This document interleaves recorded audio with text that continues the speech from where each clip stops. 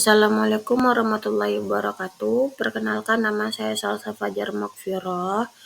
Saya dari kelas 3A BKPI. Di sini saya akan menjelaskan tentang materi peran Malaka dalam penyebaran Islam di Asia Tenggara abad ke-15 dengan dosen pengampu Profesor Dr. Hajah Helmiati MAG dengan Bapak Bilhaki Putra SPDI MPD. Oke, di sini saya akan menjelaskan tentang latar belakangnya.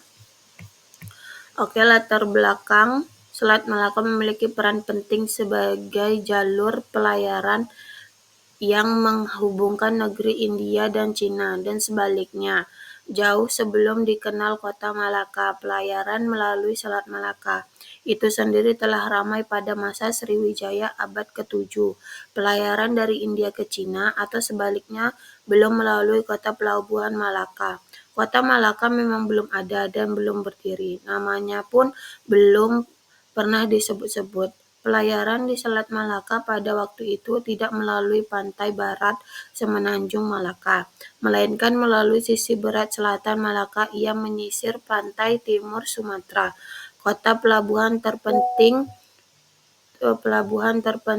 pada waktu itu ialah Melayu yang terletak di muara Sungai Batahari di kota Jambi sekarang. Rumusan masalahnya: 1. Penyebaran Islam di Malaka, bagaimana datangnya kerajaan Malaka, dan bagaimana runtuhnya kerajaan Malaka. Oke, selanjutnya A. Penyebaran Islam di Malaka. Masuknya Islam ke sejumlah wilayah Asia, terutama di wilayah Malaysia, menjadi salah satu bukti bahwa Islam berkembang dengan pesat. Ini didukung dengan ditemukannya sebuah kerajaan Islam terbesar kedua di Asia, yaitu Kerajaan Malaka. Kerajaan Malaka adalah kerajaan di semenanjung Malaya yang berdiri sekitar abad ke-15 Masehi. Dalam hal ini, penyebaran agama Islam dilakukan oleh para pedagang dari Arab yang menjalankan pelayaran beranting, menyisir pantai dari Jeddah melalui Teluk Persia ke Kabayat atau Gujarat di pantai barat India. Dengan sendirinya hanya para pedagang di pantai Persia dan di pantai barat India yang langsung berhubung dengan para pedagang Arab yang telah memeluk agama Islam. Selanjutnya, B. Datangnya Kerajaan Malaka. Kerajaan Malaka didirikan oleh Parameswara antara tahun 1380 sampai 1403 Masehi. Parameswara berasal dari Sriwijaya dan merupakan putra Raja Samagi. Saat itu ia masih menganut agama Hindu. Ia melarikan diri ke Malaka karena kerajaannya di Sumatera runtuh diserang Majapahit. Pada saat Malaka didirikan, disebut terdapat penduduk asli laut yang hidup sebagai nelayan. Mereka berjumlah lebih dari kurang 30 keluarga. Raja dan mengikutinya adalah rombongan pendatang yang memiliki tingkat kebudayaan yang jauh lebih tinggi. Berkaitan dengan asal-usul nama Malaka, bisa dirunut dari kisah berikut. Menurut sejarah Melayu yang dituliskan Tun Sri Lanang pada tahun 1565, Parameswara melarikan diri ke Tumasik karena diserang oleh Siam. Dalam pelayaran tersebut, ia sampai ke Muar, tetapi ia diganggu oleh biwak yang tidak terkira banyaknya. Kemudian ia pindah ke Burok dan mencoba untuk bertahan di situ tetapi gagal.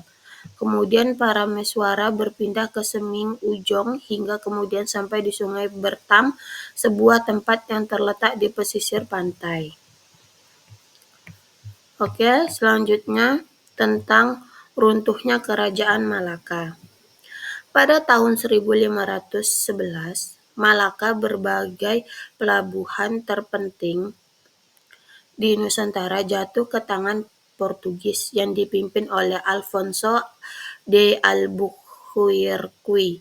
Peristiwa jatuhnya Malaka ke tangan Portugis membawa pengaruh besar bagi pelayaran dan berniagaan di Nusantara. Para pedagang Muslim itu menghindari pedagang dengan Portugis karena setelah beberapa saat menguasai Malaka, Portugis melakukan monopoli perdagangan dan kemudian mengharuskan pedagang untuk mendapat surat izin dari pemerintah Portugis di Malaka agar tetap dapat melakukan perdagangan. Peristiwa jatuhnya Malaka ke tangan Portugis itu membawa dampak terhadap kegiatan perniagaan di kota-kota pelabuhan. Antara lain di sepanjang pesisir utara, tata Sunda, rute jalan dagang pun kemudian berubah yang semula lewat selatan Malaka beralih ke pesisir buatan barat dan selat Sunda kota. Kota pelabuhan yang mendapatkan dampak adalah kota-kota pelabuhan Kerajaan Sunda. Setelah kejatuhan Malaka ke tangan Portugis, ke-6 kota pelabuhan yang dimiliki oleh Kerajaan Sunda itu memainkan peran penting dalam pelayaran dan perniagaan baik di tingkat lokasi regional maupun internasional. Semasa pemerintahan Sultan Mansur Shah, Kesultanan Malaka mencapai kemuncakan kekuasaan dan terdiri daripada Semenanjung Malaka, Singapura, dan sebagian besar di Sumatera. Kemudian dilanjutkan oleh pemerintahan Sultan Mahmud Shah yang mengalami rancangan jahat dan pemilih kasih. Beliau pun seorang raja yang cekap, akan tetapi beliau juga seorang bangsa keadaan. Selepas mengambil balik kuasa, Baginda membunuh Tun Mutakhir sekeluarga karena termakan fitnah bahwa Tun Mutakhir coba membunuh Baginda.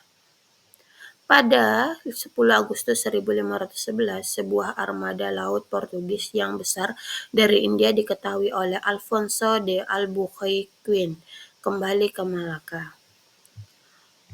Oke, selanjutnya kesimpulan. Kerajaan Malaka didirikan oleh para Meswara antara tahun 1380 sampai 1403 Masehi. Para Meswara berasal dari Sriwijaya dan merupakan putra dari Raja Samagi. Saat itu ia masih menganut agama Hindu.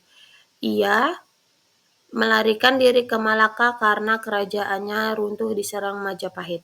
Malaka sebagai pusat penyebaran agama Islam, sebagai salah satu bandar ramai di kawasan timur. Malaka juga ramai dikunjungi oleh para pedagang Islam, oleh karena itu agama Islam mudah menyebar di Malaka. Malaka menjadi pusat perkembangan agama Islam di Asia hingga mencapai puncak kejayaan di masa pemerintahan Sultan Mansur Shah.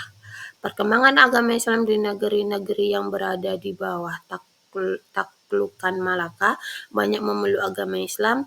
Untuk mempercepat proses penyebaran Islam, maka dilakukan perkawinan antara keluarga kerajaan.